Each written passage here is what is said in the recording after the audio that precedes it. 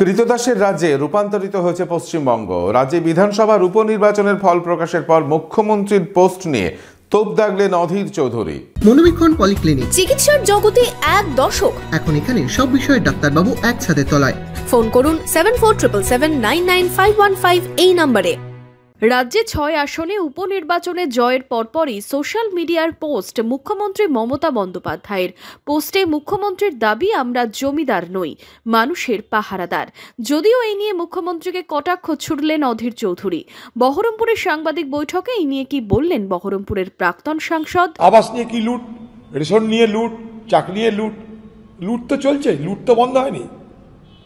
এ লুটেরা জমিদার, নিশ্চয়ই জমিদার, কিন্তু এই জমিদার লুট করতে পছন্দ করে, জমি কেড়ে নিতে পছন্দ করে।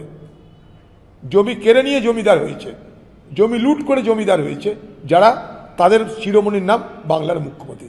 তাই নিজের কথাটা তিনি স্বগতিক স্বরে বলেছেন, তার নিজের ভাবনাটা তিনি ব্যক্ত করেছেন বলে আমার মনে হয়। কারণ তিনি এই মুহূর্তে বাংলার সামন্ত প্রভুর মতন আচরণ করছেন, তিনি এবং তার পরিবার।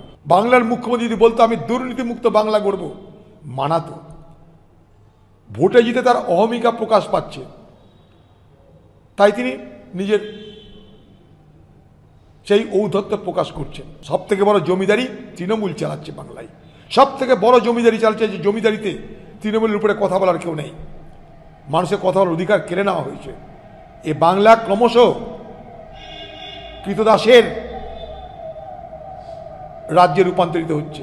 বাংলা শুধু জমিদার মমতা ব্যানার্জি তার পরিবার কথা বলবে, আর কেউ কথা বলবে না।